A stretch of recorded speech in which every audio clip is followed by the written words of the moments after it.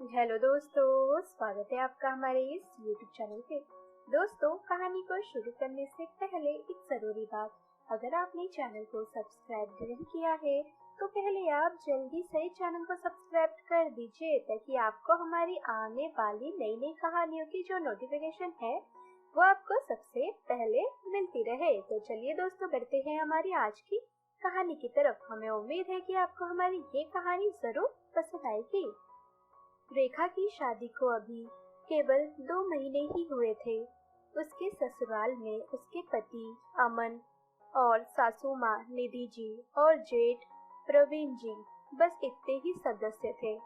उसके ससुर जी का 2 साल पहले ही स्वर्गवास हो चुका था।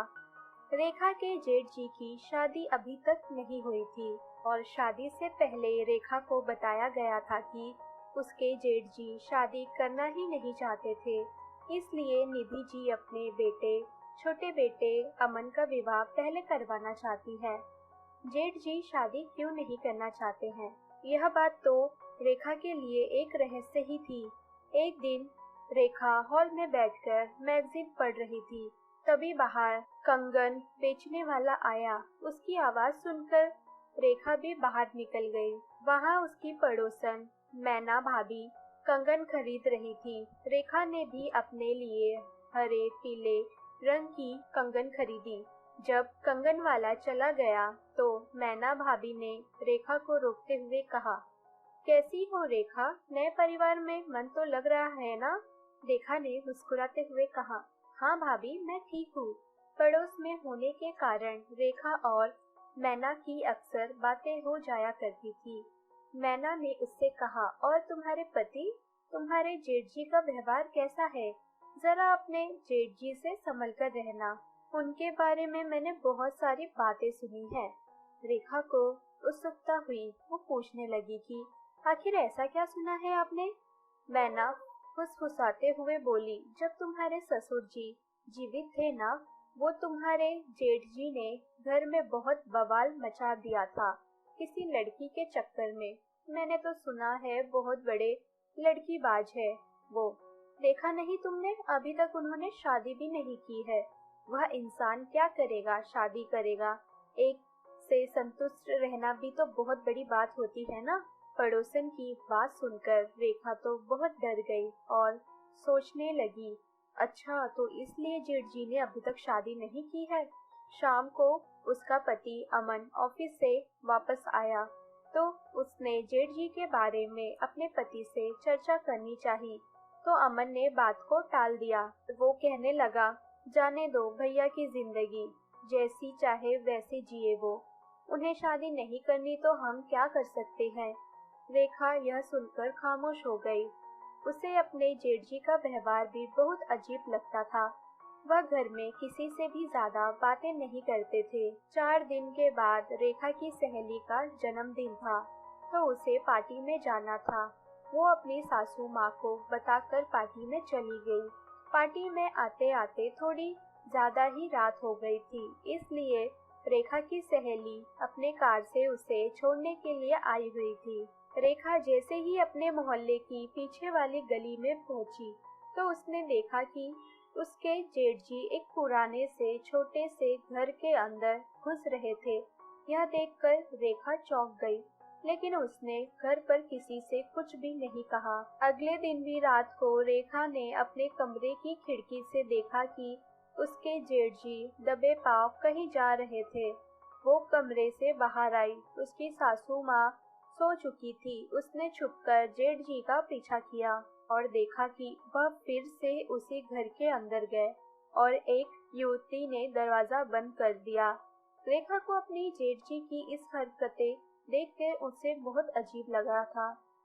उसने अगले दिन सुबह सुबह अपनी सास से कहा, मम्मी जी, जेठ जी आजकल रोज रात को कहाँ जाते हैं, आपको कुछ पता है क्या? निधि जी बोली, क्या पता, रुक मैं पूछती हूँ। उन्होंने प्रवीण को बुलाकर पूछा, बेटा तुम आजकल रात को कहाँ जाते हो? प्रवीण अपनी घबराहट छुपाने की कोशिश करता हुआ बोला, वो माँ, आजकल नाइट शिफ्ट में भी ड्यूटी करनी पड़ रही है, इसलिए रात में ड्यूटी जाना पड़ता है।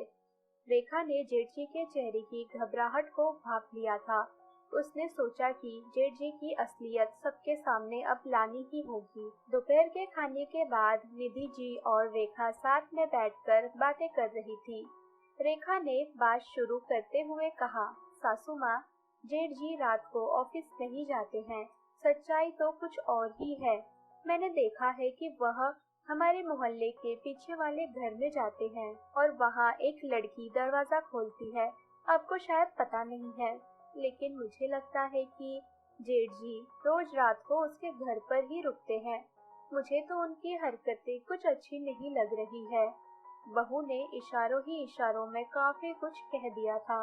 अपने बड़े और अविवाहित बेटे की सच्चाई जानकर सासू माँ के तो होश ही उड़ गए थे।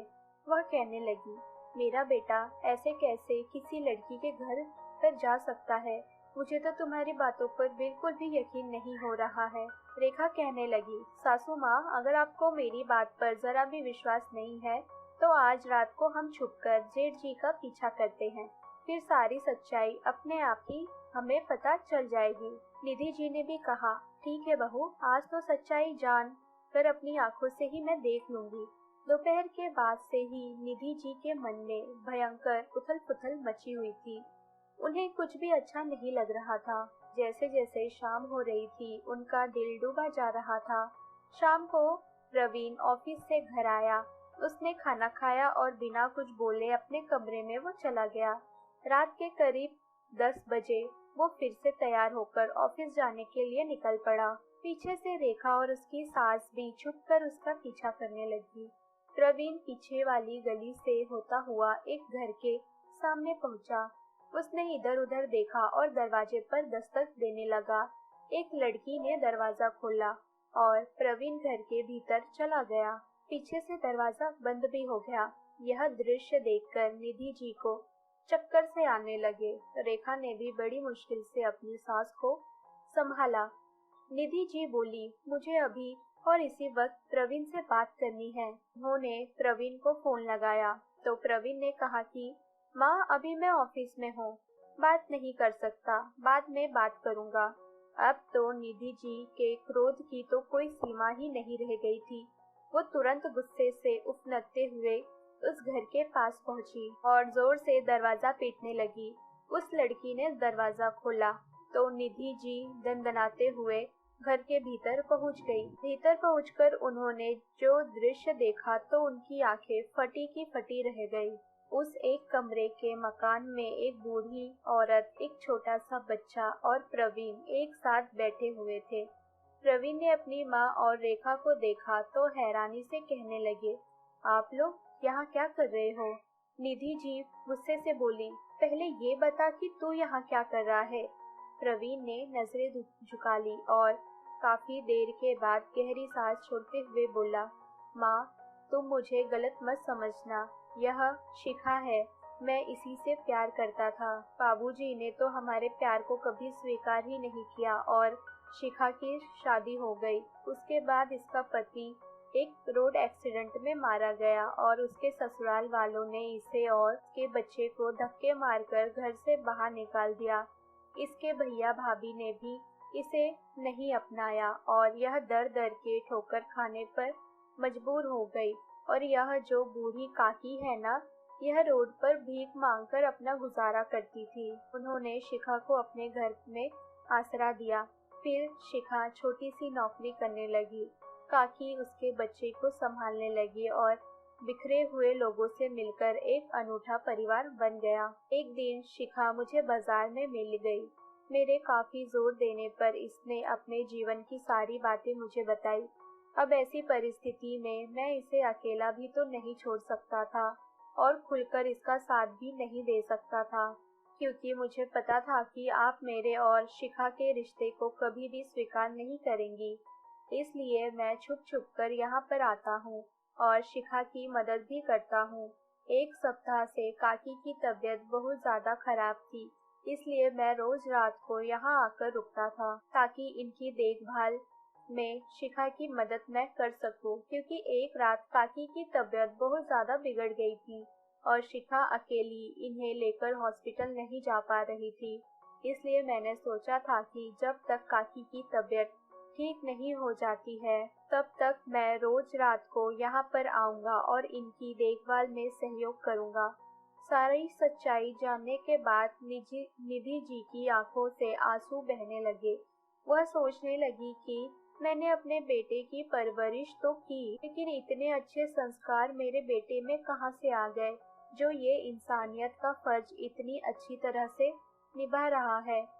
उन्होंने रुधे गले से कहा कि बेटा, मुझे तुम पर गर्व है और भले ही तुम्हारे पिता ने तुम्हारे प्रेम को स्वीकार नहीं किया था, लेकिन अब मेरे घर में मेरी बहू कौन बनकर आएगी, इसका फैसला तो मैं कर ही सकती हूँ। मुझे शिखा अपनी बहू के रूप में मंजूर है और इसका बेटा भी अब हमारे परिवार का बेटा होगा।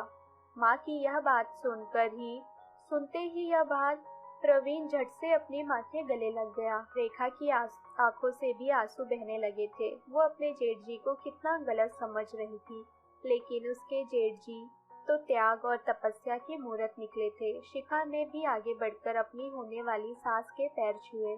सभी ने काकी को भी अपने साथ ही रखने का फैसला कर लिया था, क्योंकि काकी ने ऐसे मुश्किल समय में शिखा की मदद की थी, तो वो लोग उन्हें ऐसी बीमारी की स्थिति में अकेला नहीं छोड़ना चाहते थे। जल्द ही प्रवीण और शिखा की बहुत ही धूमधाम से शादी हो गई और पूरा परिवार एक साथ मिलजुल कर रहने लगा।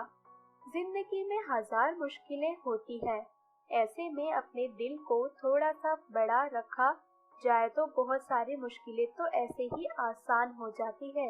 जैसे कि निधि जी ने अपनी दरियादिली का परिचय देते हुए शिखा को बहू के रूप में स्वीकार कर लिया था, जिससे दो बिछड़े हुए दिल हमेशा के लिए एक हो गए। छोटी सी तो जिंदगी है, इस जिंदगी में इतना लालचीपन तो रखना ही चाहिए।